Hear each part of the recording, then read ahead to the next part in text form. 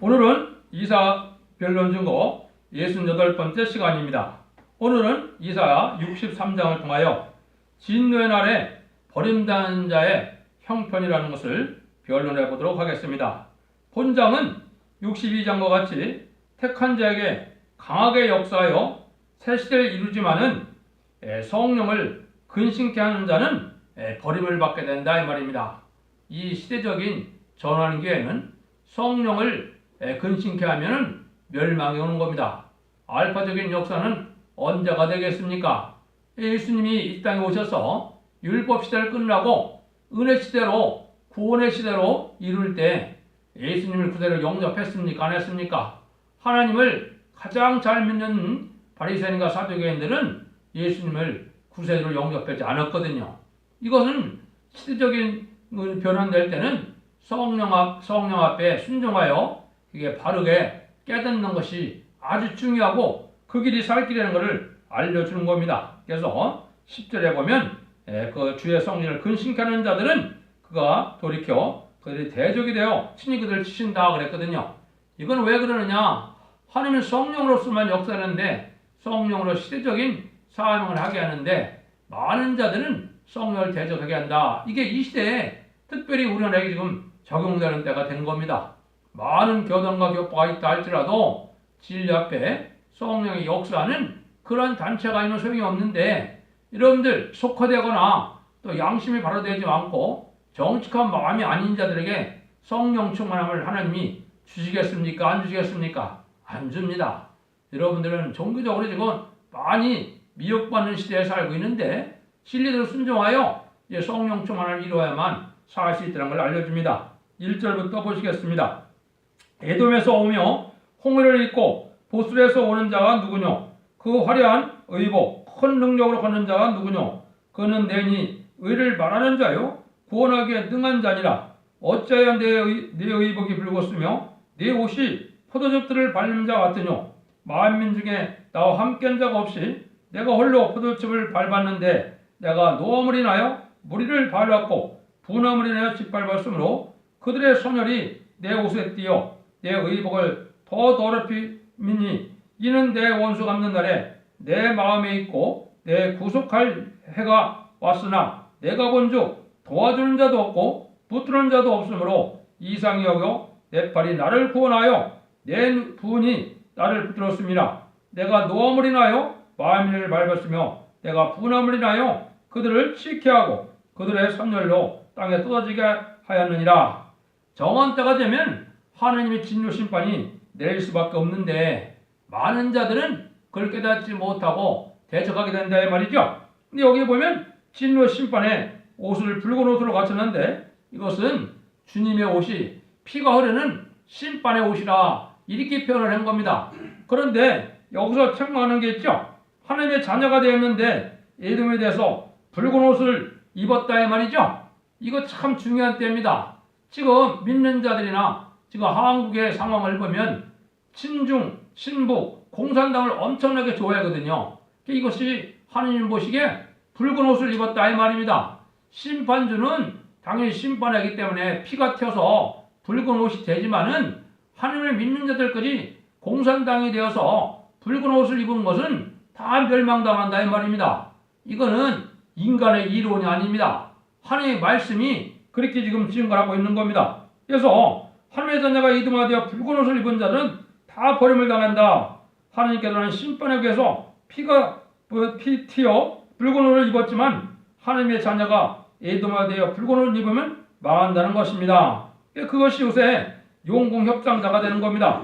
자경의 용궁협상자는 다 붉은 옷을 입는 것이고 반미, 친중, 친북 행위는 다 이게 멸망의 행동인 겁니다. 이걸 여러분들이 잘 이 시대에 깨달을 때가 된 겁니다. 그런데 이게 대중적으로 이 말씀을 받아들이냐 안 받아들인다 이 말입니다. 그래서 하나님은 예정된 섭리 속에 하나님은 심판도 사랑의 열매거든요. 합당한 자들에게 아주 합당한 복을 주는 것이 하나님의 공의의 법이거든요. 그래서 합당치 않은 자들은 멸망시키가 되면은 세상에 합당치 않은 자가 많기 때문에 받아들이는 자가 없다 이 말입니다. 지금 그런 상황이 됐습니까? 안 됐습니까? 지금 공산당을 실에서 멸공한다 그러면 미쳤다고 생각을 하고 있죠. 지금 용공 협상이 오히려 살 길이고 그것이 진리인 것처럼 난리를 치는데 그게 멸망의 길이라 이 말입니다. 성경과 이게 인간의 풍조는 지금 반대로 돌아가고 있습니다. 여러분들을 이걸 잘 깨달아야 됩니다. 한번 또 보시죠. 7절에서 10절입니다.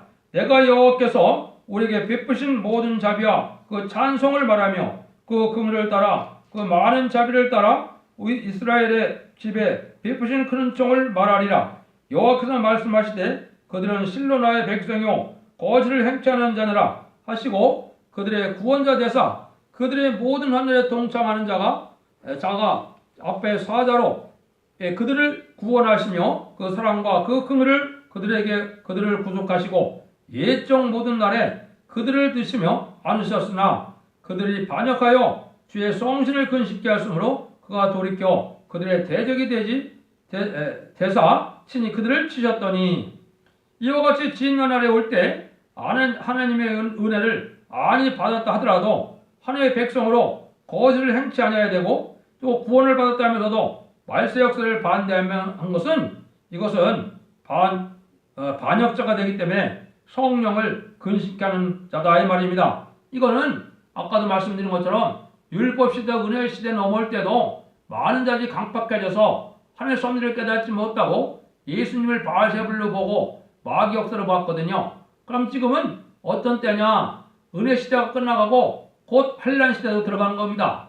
환란 시대 들어가면은 예언의 법을 지켜야 돼서 다시 예언의 말씀을 읽고 듣고 지키는 자들의 복을 주게 하여 하나님의 새로운 성령의 역사를 진행하는 것이 이 변론으로 나오는 건데 이걸 반대하다가 멸망당한다 이 말입니다. 이게 성령을 근심케 하는 자다 이 말입니다. 물론 여러분들이 의에 줄이고 성령 충만한 사람들은 이 진리를 깨닫기를 원하시고 이 진리 듣기를 원하지만은 많은 사람들은 그렇지 않다는 겁니다. 지금 세상 풍조가 그렇게 되고 있죠.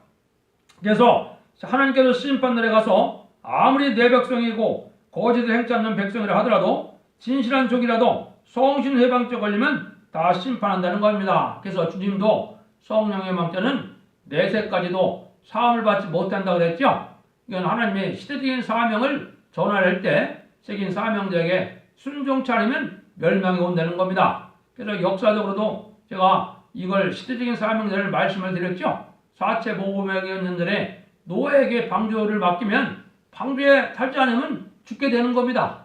또 4300여 년 전에 아브라함에게 할례법을 줬는데 할례를 안 지키면 제사 드릴 수도 없는 거 제사를 드린다 해도 상달되는 것이 아니고 이스라엘 백성들에게서 끊쳐지는 겁니다. 또 3400여 년 전에 이제는 모세에게 율법과 계명을 줬을 때 율법을 지키지 않으면 돌로 쳐 죽이는 것이 그 시대의 법이거든요. 율법을 안 지키면 뭐예요? 그도 역시 구원함을 받지 못하고 이스라엘 백성에서 끊어지는 거거든요. 이런 거나 마찬가지로 시대적인 사명을 감당하는 좋은 새로운 역사를 할 때는 성령 앞에 순종하는 역사가 되는 거예요. 왜냐하면 하나님은 성령의 역사가 아니면 역사하실 수 없는 겁니다. 하나님께서 시대적인 사명들을 통해서 하나님의 진리 역사를 할 때 순종치 않으면 멸망한다 이 말입니다. 그래서 시대적인 진리 앞에 순종을 해야만 긍휼과 자비를 받게 된다 이 말입니다. 그래서 많은 은사 체험을 했다 하더라도 이 진리를 받아들이지 못하면 성령 해방죄에 걸리게 된다. 이걸 우리에게 강조하는 거거든요. 이게 참 엄중한 법이거든요.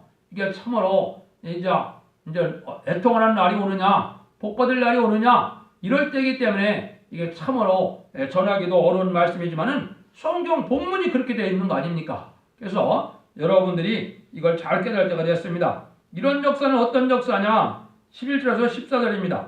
백성이 옛적 모세나라를 추억하여 가로되 백성과 양무리의 목자를 바다에서 올라게 하신 자가 이제 어디 계시뇨? 그들 중에 성신을 두신 자가 이제 어디 계시뇨? 그 영광의 팔을 모세 오른손과 함께 하시며 그 이름을 영영케 하려 그들 앞에서 물로 갈라지게 하시고 그들을 가품으로 인도하여 기품으로 인도하시되 마을이 광야에 행한같이 넘어지지 않게 하신 자가 이제 어디 계시뇨? 여호와이시니 그들로 골짜기로 내려가는 가축같이 편히 쉬게 하셨도다. 주께서 이같이 주의 백성을 인도하사 이름을 영화롭게 하셨다 하였느니라. 이 종말의 역사는 마치 뭐가 있느냐? 모세를 통해서 애굽에서 이스라엘 백성들을 홍해를 가지고 건너오는 역사와 똑같다 이 말입니다. 근데 그 전능하신 하나님이 지금 이 시대는 역사할 수 없느냐 이 말입니다. 모세를 통하여 홍해를 가지고 애굽 군대를 수장시켜서 애굽 군대가 멸망시키고 이스라엘 백성이 구원받는 역사를 했던 그 하나님이 다시 역사하는 시대가 왔다 이 말이거든요. 그러니까 이거를 여러분들이 잘 받아들여야 되는 겁니다. 종말의 역사를 순종치 않을 때는 하나님은 그들의 대적이 되므로 그들이 스스로 말하기를 과거에 모세 같은 역사가 있었으나 지금 없다고 한다. 이렇게 얘기한다는 거죠. 옛날에 하나님이 모세 같은 역사를 할지 모르지만 지금은 그런 시대가 아니다. 그런 일이 없다. 이렇게 하면 이게 멸망당할 일이라 이 말입니다. 하나님이 영원하신 하나님이 왜 더 큰 역사를 하실 수가 없습니까? 하신다는 거거든요. 그거 자체가 또 뭐라는 겁니까? 그게 바로 성령 해방죄라 이 말입니다. 성령 해방죄 걸려서 성신 떠난 사람은 옛날 모세 같은 역사가 없다고 반대하는데 이들이 망하게 된다 이 말입니다. 그래서 우리가 지금 북진 멸궁통이라는 역사나 장어로 땅을 치는 역사가 동방 역사가 우리나라에 일어나서 모세보다도 7배나 강한 종의 역사가 일어난다 그러면 이거를 반대하다가 망하게 된다 이 말입니다. 그래서 하한교 환란이 수습되는 과정에 모세 같은 지도자가 나타나면 이게 세계 통일할 세계 지도자가 되는 겁니다. 이런 시대에 우리가 살고 있는 건데 이걸 알지 못하고 용공 협상으로 가면 다 이게 성령 해방죄가 된다 이 말입니다. 그래서 여러분들이 종교생활만 한다 해서 하나님이 함께하는 생활이 아닙니다. 진리 앞에 순종하여서 성령 충만함을 이뤄야 하나님의 긍휼함을 받게 된다. 이걸 지금 강조하시는 거거든요. 그러니까 많은 성경을 왜 이렇게 많이 주셨습니까? 옛날 옛적이 되어진 일을 보고 잘 깨달았고 순종하라 이 말이거든요. 거기에 살 길이 있다 이 말이거든요. 그걸 지금 강조하시는 겁니다. 15절입니다. 주의 하늘에서 굽어 살피시며 주의 거룩하고 영원한 처소에서 보옵소서. 주의 열성과 주의 능하신 행동이 이제 어디 있나이까? 주의 베푸시던 강권 자비와 긍휼이 내게 그쳤나이다. 이렇게 되는 것은 하나님의 은혜가 내리지 않고 걷어가는 시대가 됐다 이 말입니다. 왜냐하면 하나님은 은혜를 베풀려고 해도 다 세상으로만 향하고 마귀의 세상, 마귀인 공산당만 좋아하고 속화되고 세상을 살게 하는 방편으로 믿음을 갖기 때문에 성령이 부득불 떠날 수밖에 없다 이 말입니다. 성령을 떠난다는 것은 멸망의 백성이 된다 이 말입니다. 그런 시대가 온다는 거거든요. 그래서 동방 역사 없다고 믿다가 죽으면 천당을 간 것이라고 생각하고 동방 역사 반대하다가 멸망당하는 겁니다. 기독교가 이대로 끝을 맺겠습니까? 아닙니다. 성경 전체의 목적은 세계의 통일해서 그리스도의 나라가 오고 성도의 나라가 오서 예수님의 만왕의 왕으로 완전한 평화 왕국을 이루어서 애당 동산을 회복시키는 것이 하나님의 정한 뜻이라 이 말입니다. 이 역사에 반대하면 하나님의 정한 뜻을 반대하는 거기 때문에 멸망을 당한다 이 말입니다. 한국도 선지고 왔기 때문에 환란도 먼저 오지만 먼저 완전한 축복도 먼저 받게 되는 겁니다.